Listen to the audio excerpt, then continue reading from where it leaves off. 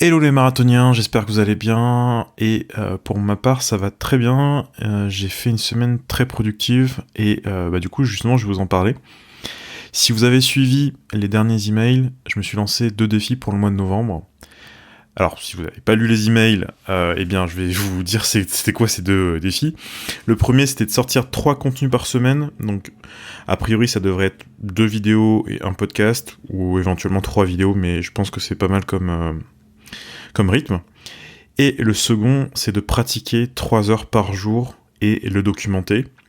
Et donc, en documentant, de vous partager ça et de, je l'espère en tous les cas, vous apporter un éclairage sur votre propre pratique et votre propre organisation. Donc on va parler surtout du second défi dans ce podcast, puisque j'imagine que il y a certaines personnes qui doivent faire des vidéos qui écoutent ce podcast-là, mais c'est la minorité, même si ça peut être intéressant d'un point de vue organisation, mais en tous les cas, au niveau de la pratique, déjà 3 heures par jour. Alors déjà, pourquoi 3 heures ?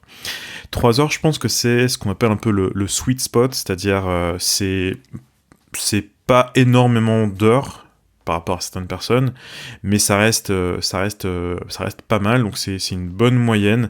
C'est ni trop, ni pas assez, il me semble. Ça peut être vraiment une bonne base avec laquelle on peut vraiment bien avancer, je pense, et qui est relativement tenable, c'est-à-dire que c'est pas genre, si on s'organise bien, c'est vraiment faisable. Donc c'est un objectif que j'aimerais bien tenir aussi, même au-delà des 30 jours bien évidemment, mais en tous les cas là l'objectif c'est surtout de vous le documenter et de vous montrer comment moi je fais, et peut-être que dans ce cas-là vous allez pouvoir capter certaines choses là-dedans et l'appliquer tout simplement à vous-même. Donc qu'est-ce que je fais durant ces 3 heures ? Alors je vous ai envoyé le journal de ce que j'appelle le journal de bord, c'est-à-dire vraiment ce que je pratique moi-même, avec les détails, c'est-à-dire même le minutage, etc. Ce que je fais. Donc je vous invite à vous y reporter. Vous avez eu le lien dans l'email. L'email qui s'appelle le marathon, hein. À chaque fois j'en parle, mais c'est vraiment important si vous voulez suivre un peu l'actualité de la chaîne YouTube et du site, etc. Et si vous n'avez pas pu voir, je vous résume très rapidement. Ce que j'ai fait, c'est que je me suis dit, ok, pendant les 30 prochains jours, je vais me mettre à travailler le blues, donc le blues jazz, hein. Pour vous faire une confidence, lorsque je me suis lancé le défi, je savais que je voulais vous partager ça, et je savais que c'était 3 heures, etc. Mais je savais pas vraiment ce que j'allais travailler précisément. Et je me suis dit, bon, dans le doute, prenons un blues, parce que le blues, ça reste une forme qui est hyper utile, qui permet de travailler beaucoup de choses, et je vais vous expliquer pourquoi, justement après, un peu comment je m'organise durant ces 3 heures. Et la première chose, c'est que les blues, c'est déjà beaucoup de thèmes différents. Et un thème, donc je pense à des thèmes peut-être un peu moins connus, hein, que vraiment les classiques. Par exemple, Sandu, Take the Coltrane, Relaxing at the Camarillo, Sonny Moon for Two, plein de blues comme ça. C'est des super thèmes pour travailler la technique, pour travailler le rythme, pour travailler le son, et tout simplement pour travailler du répertoire. Donc déjà, c'est une occasion de travailler des morceaux, en fait, qui, même s'ils ont une forme commune, à chaque fois, c'est un petit challenge, un petit élément différent, et c'est toujours sympa, en jam ou autre, de pouvoir sortir un blues qui est un peu différent de sortir toujours Billy's Bounce ou des standards comme ça, des Nine of the Time, etc. Même si c'est des super morceaux. Donc déjà, le blues, ça permet de travailler en fait plein de morceaux différents. Ensuite, dans le blues, on travaille finalement la base de l'improvisation, c'est-à-dire les accords dominantes, donc super important. On travaille les 2-5-1, majeur et mineur. On peut travailler tout ce qu'on pourrait travailler en tant que musicien, c'est-à-dire le rythme, les phrases, la créativité, la connaissance du manche, la narration, c'est-à-dire l'art de raconter quelque chose dans une improvisation. Tous ces éléments-là, on peut le faire à travers un blues. Donc, si vous ne savez pas quoi travailler, eh bien, prenez un blues parce que c'est une forme qui est, ben voilà quoi, qui est, j'allais dire éternelle. Enfin, c'est une forme qui traverse le temps, tout simplement. Donc, ce que je fais, c'est que je pars du blues et ensuite j'ai différentes catégories. Et donc, vous avez pu le voir sur le journal. En ce moment, j'ai 4 catégories. Et je vais vous expliquer un peu pourquoi je les ai choisis, même si c'est des catégories que je reprends quasiment tout le temps. La première, c'est le vocabulaire et la transcription. Pourquoi ? Parce que le vocabulaire, c'est à la base du jazz, j'ai envie de dire, de l'improvisation de jazz, et la transcription, ça permet de travailler l'oreille, ça permet de travailler aussi la technique, ça permet de travailler plein de choses en fait qui sont intéressantes. Donc ça, je l'inclus toujours, et le vocabulaire, je le couple en fait et aussi à de l'improvisation parce que j'utilise le vocabulaire pas simplement pour avoir des phrases comme ça, mais aussi pour travailler, pour écrire mes propres phrases après. Donc j'ai tout un processus de mémorisation et de transcription, etc., que je vais pas détailler ici parce que ça me prendrait des heures en fait, mais je passe du temps sur le vocabulaire. Et ce mois-ci, j'ai pris... alors j'ai plusieurs enregistrements, mais il y en a un notamment. C'est un enregistrement d'Adam Rogers dans une jam, et où il joue Take the Coltrane très très très très vite. Enfin, vite on va dire, mais bon, il n'y a pas de souci pour Adam Rogers. Et là j'ai relevé quelques phrases. Et c'est un gros challenge. C'est un gros challenge. Donc bon, c'est intéressant, ça permet de travailler la technique et un peu de voir ce qu'il fait sur un up-tempo. Donc ça, c'est la première catégorie. Deuxième catégorie, ce sont les voicings. Alors vous avez vu, il y a eu une vidéo il y a quelques jours d'ailleurs. Je vous remercie parce que ça a eu un super accueil. J'ai eu énormément de retours positifs par email, par commentaire, etc. Et je vous ai présenté 5 façons de jouer les grid blues en fait, tout simplement, en partant vraiment du plus simple, donc vraiment le 1, 4, 5, pour aller ensuite vers il y avait même la dernière forme, c'était c'était Blues for Alice en fait. Le fait de travailler ça vous permet de travailler en fait non seulement les différentes façons de jouer la grid blues, mais en plus ça vous entraîne à voir différents chemins harmoniques dans vos impros. Donc c'est un double travail finalement. Et du coup, ce qui peut être intéressant de faire, c'est de faire ces 5 blues-là dans les 12 tonalités. Donc ça, c'est quelque chose que je vous invite à faire. Moi, pour le coup, ce que j'ai fait surtout, c'est que j'ai travaillé, en plus de ça, tous les renversements possibles sur des mineur 7 bémol 5, parce que ça reste des voicings c'est les voicings que je connais le moins, en fait, je pense. Les mineur 7 bémol 5, je sais pas pourquoi, je pense que c'est ceux que j'ai travaillé le moins, tout simplement. Donc là, je les travaille en drop 2, drop 3, après, même je fais différents tests, drop 2 et 4, etc. Mais surtout au-delà de ça, au-delà de les travailler de façon un peu mécanique, même si ce que je fais généralement pour les voicings, c'est que je mets toujours un métronome ou une batterie derrière pour que, même si je fais tourner un voicing, ou une catégorie de voicing, par exemple les drop 2, sur les cordes 2 à 5 par exemple, eh bien j'ai toujours du rythme derrière, ça me permet de travailler aussi le rythme. Mais ce que je fais surtout, c'est que j'essaye de les intégrer quand j'improvise justement sur le blues. C'est-à-dire que, vous le savez, on peut utiliser le mineur 7 bémol 5 en substitution en partant de la tierce d'un accord de dominante. Donc voilà, vous avez d'autant plus, donc ça fait un accord de dominante avec une neuvième, donc ça vous fait d'autant plus de voicing en fait à utiliser sur un blues notamment. Donc c'est déjà, voilà, j'essaie de faire ça et d'improviser un peu dans un style trio, donc en essayant de jouer phrase, accord, phrase, accord. Donc j'ai encore pas mal de boulot là-dessus, mais j'essaie de le faire comme ça. Pour la catégorie répertoire, je vous en ai parlé. Je prends des thèmes un peu moins connus ou que je joue pas souvent, donc je me les remémorise un peu. Donc ça c'est pour la partie répertoire. Et donc typiquement ce que je fais là, c'est que j'essaye d'apprendre des blues en fonction des tonalités. Soit ce que je fais, c'est que j'ai un logiciel qui s'appelle Anytunes, donc A-N-Y-T-U-N-E. Et en fait, ce que je fais, c'est que j'ai une playlist avec différents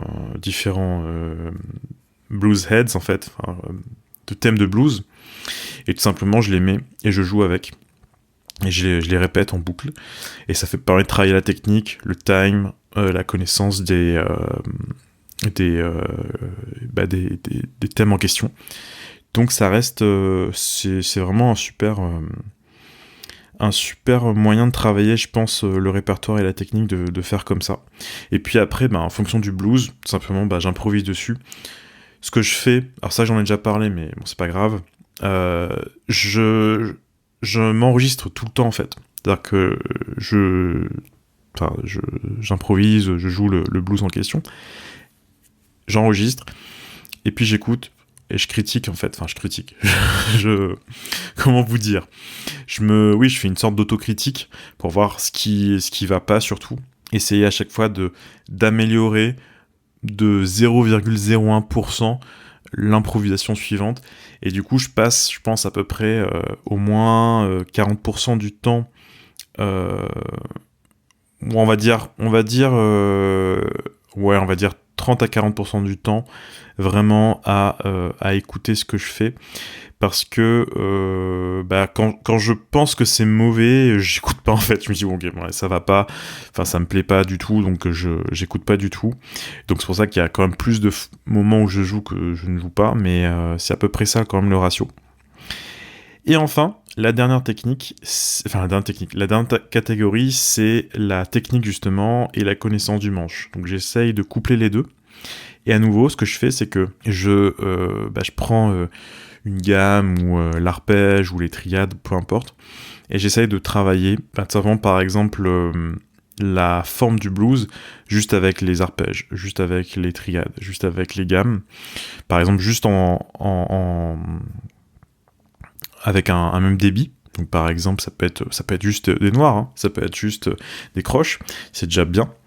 Et petit à petit, j'augmente le tempo et ça permet de faire à la fois un travail technique et un travail de connaissance du manche, sachant que si vous avez suivi une vidéo que j'ai publiée il n'y a pas si longtemps sur les systèmes pour apprendre les gammes, j'essaye pas mal de travailler en démanché en ce moment, c'est-à-dire en essayant d'avoir des positions de gamme ou d'arpège ou autre qui sont obliques en fait, c'est-à-dire d'être le moins possible sur une seule position quand je joue une position d'arpège ou de gamme.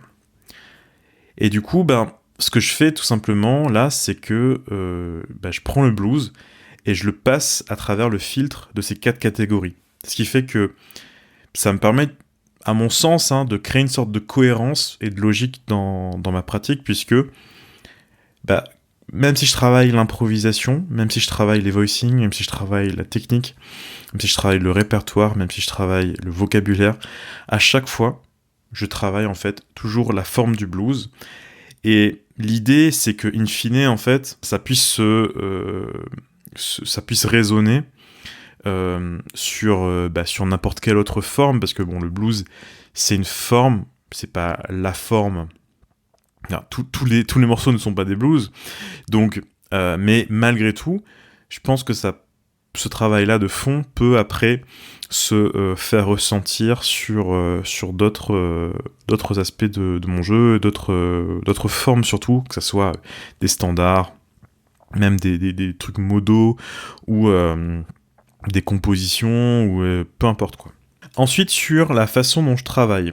Alors si vous avez suivi justement le journal en question, ce que j'essaye de faire, c'est de me rapprocher du flow de Mihaly Csikszentmihalyi. Alors Mihaly Csikszentmihalyi, j'en ai déjà parlé, c'est quelqu'un qui a théorisé en fait, alors il a théorisé plusieurs choses, mais en tous les cas, l'idée c'est d'être d'être plongé le plus possible dans son activité, c'est-à-dire d'être vraiment à fond, concentré sur ce qu'on fait. Et c'est dans ces moments-là qu'on a à la fois, on a l'impression que le temps disparaît quelque part, et en même temps où, à mon sens, on a le plus de résultats aussi, parce que on est vraiment concentré dans la tâche en question. Et du coup, ce que je fais, c'est que je sais que j'ai ces 4 catégories, je sais à peu près ce que je vais faire durant mes 3 heures en question. Le process, en fait, c'est tout simplement que je mets un minuteur.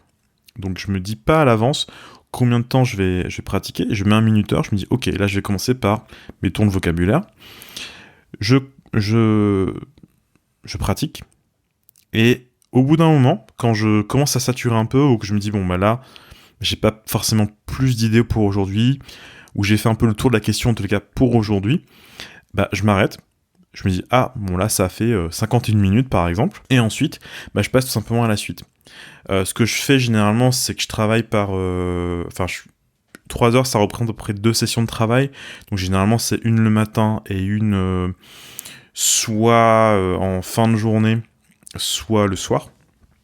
Et ce qui fait que, globalement, ouais, ça fait à peu près 2 sessions de 1h30, même si souvent j'ai dépassé. Mais c'est à peu près ça la façon... c'est à peu près ça le process en fait.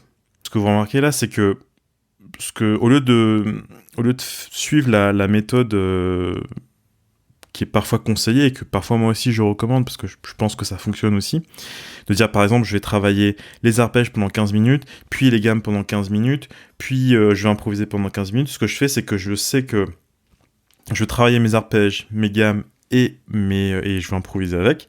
Simplement, je me dis pas à l'avance que ça va durer 15 minutes. Vous voyez ? Donc ça permet de créer, à mon sens, plus facilement cette notion de flow de Mihaly Csikszentmihalyi, de sorte que finalement, naturellement, en fait, vous allez passer à la catégorie suivante ou à l'activité qui vous semble la plus intéressante au moment donné, mais uniquement lorsque vous allez le ressentir. Ça me paraît un peu plus naturel comme façon de fonctionner, même si j'ai parfois utilisé, j'ai souvent même utilisé l'autre procédé, c'est-à-dire dire 15 minutes ci, 15 minutes ci, 15 minutes ci, notamment quand par exemple, quand on a un programme à travailler, quand par exemple, on va au conservatoire, etc., et on essaie de structurer ce qu'on fait, de sorte que on essaie de travailler de façon à peu près équilibrée tous les éléments. Là, j'ai pas ces objectifs actuellement, donc c'est un peu plus libre comme façon de travailler.